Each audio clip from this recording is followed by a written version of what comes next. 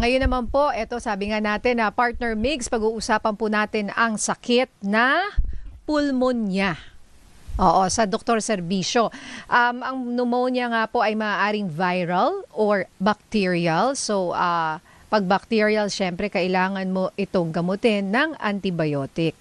Ayan. At saka, reminder rin po sa lahat, kung kayo ay high risk or vulnerable, pinakamatanda or pinakabata, kailangan daw ng anti-pneumonia vaccine.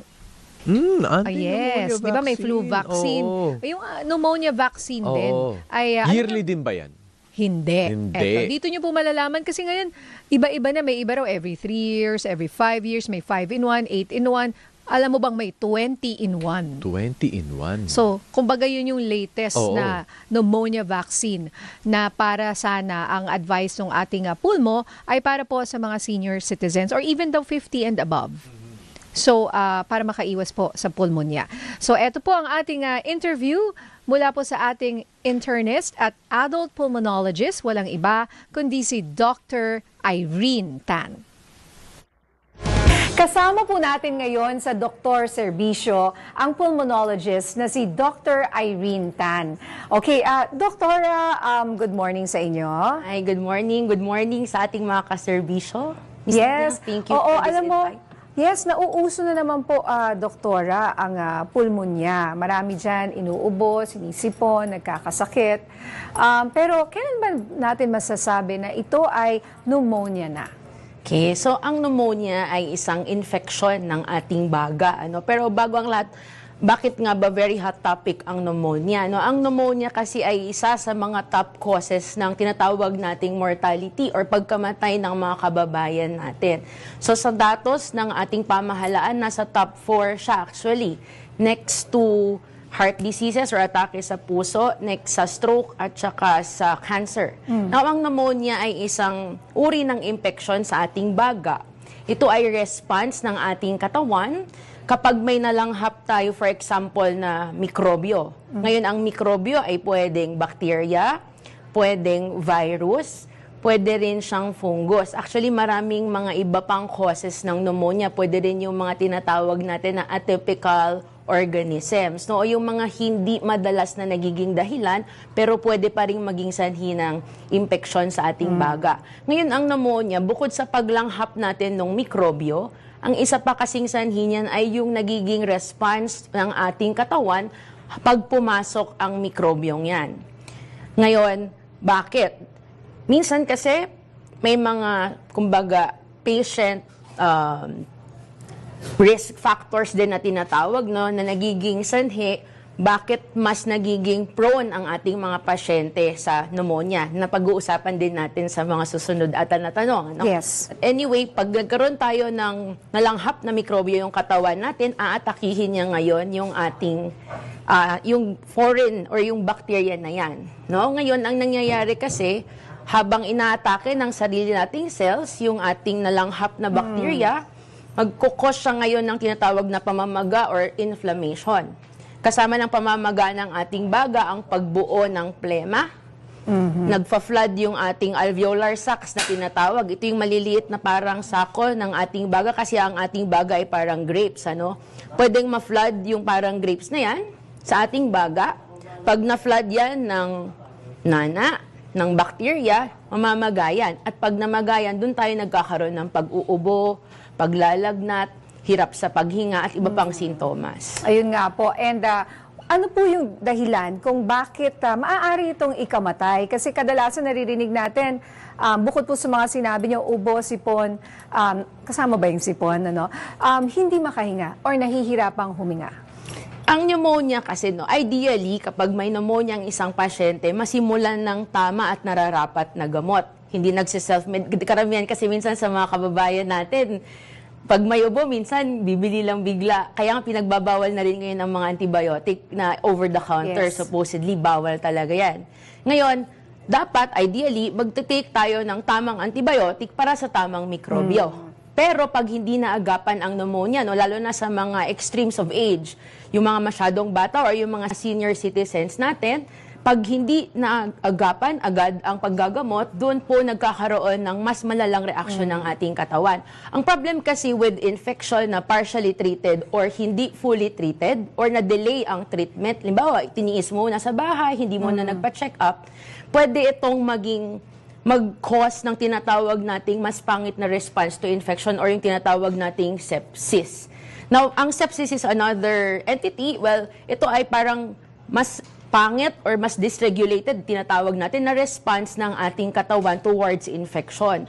Ang problem kasi with an infection, any kind of infection, not just pneumonia, pag nag-cause yan ng sepsis, yung sepsis itself can induce additional organs to fail. So for example, hindi nagamot yung pneumonia, pwedeng magkaroon ng sepsis na response. Pag nagkaroon tayo ng sepsis na response, it will cause other organs to fail. Not just the lungs, minsan pati yung kidneys, nagkakaroon ng acute kidney injury.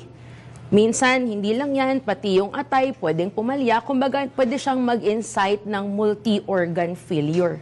Ngayon, pag nangyari yon, syempre, hahabulin mo lahat yon, no? Pero kapag hindi talaga nahabol, pwedeng maging sanhiyan ng pagkamatay. At syempre, Doktora, pinaka-importante sa lahat, prevention. Yes, O paano ba natin maiiwasan ang pneumonia? Sige, sa pneumonia, syempre, ang pinaka-important is always hygiene.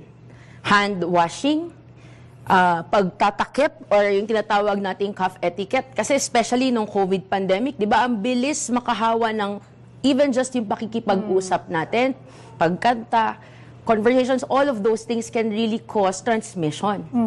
So, siguro ang ipapayo ko sa mga kaserbisyo, kung hindi nyo kayang gumamit ng mask kapag inuubo, we should prevent the transmission of pneumonia. So, paano ba yung cough etiquette? So, pag inuubo tayo, ang gagawin natin, hindi bibig, hindi kung ano ang itatakip natin. Ito po, yung siko natin, Yung siko, pag uubo tayo, ganyan. Opo. Yan po ang mas safe na way para makaiwas tayo sa paghahawa. Or kung talagang may sakit or inuubo talaga, mag-mask na lang. Kahit At yung syempre, huwag ka nang mask. pumasok rin sa opisina Yes. kasi or sa school, for Yes. example, at makahawa ka pa ng ibang tao.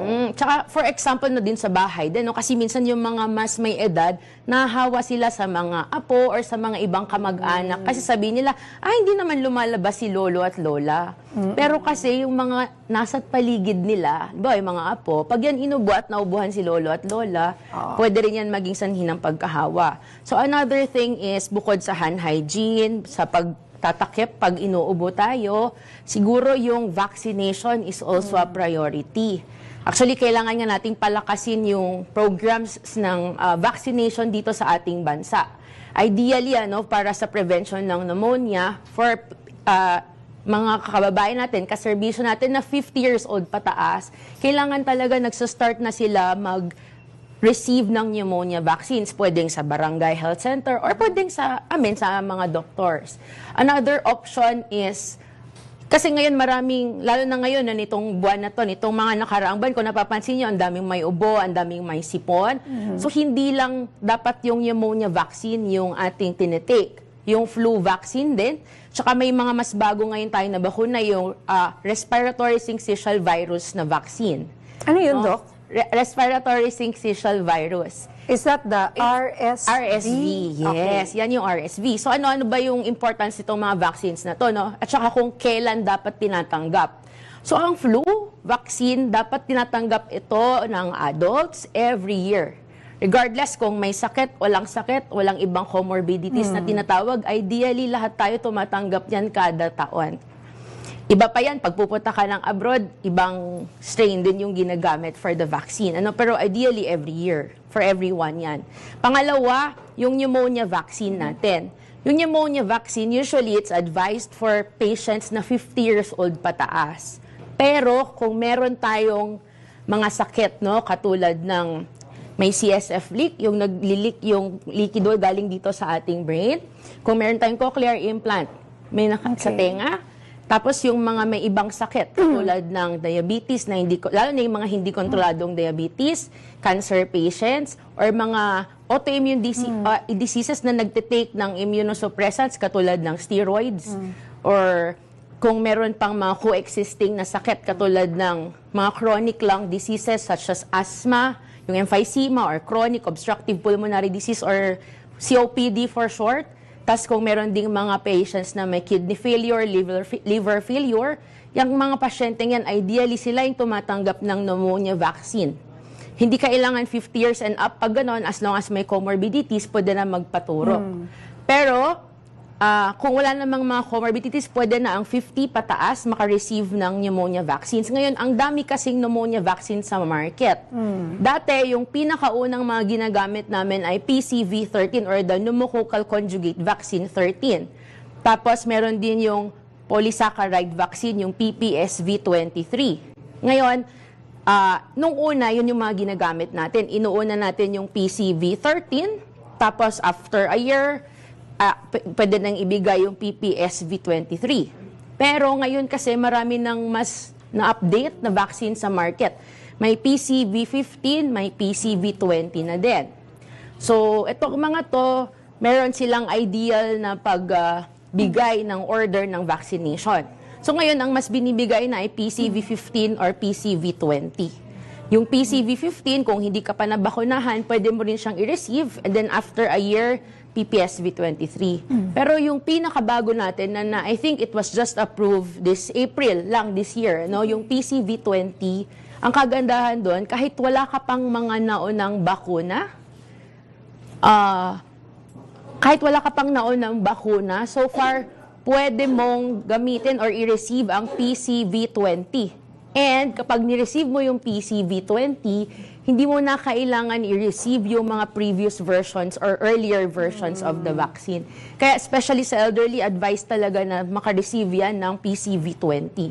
Now, Pero doktora, yung mga nakakuha na ng PCV13, yung mga naunang PCV vaccines, okay lang to get the PCV20 kasi baka ang feeling nila, baka ma-overdose ako, baka may mangyari sa akin. Hindi naman. So it's okay to take it at least what? A year later? A year after the last vaccine, pwede siya. Tsaka ang kagandaan sa PCV20, kapag na-receive mo na yung PCV20, kahit hindi mo na i-receive yung earlier vaccine versions, pwede yun.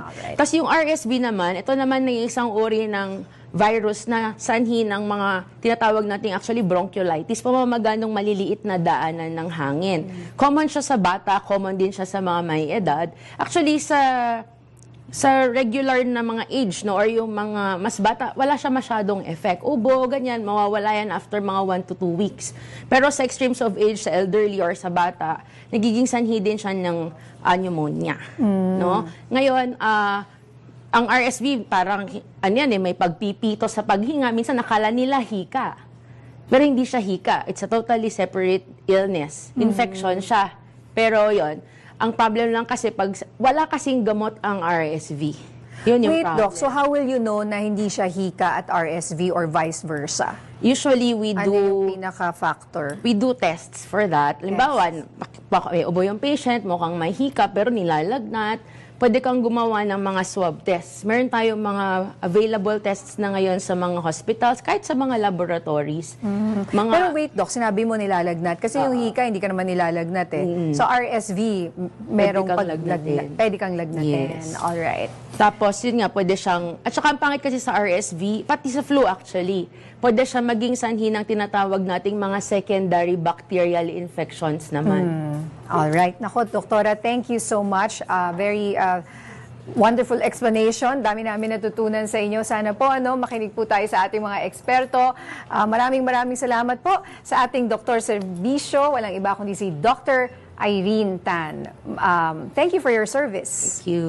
Thank you mga ka-servisyo. Thank you rin Thank sa you, Doc. invitation.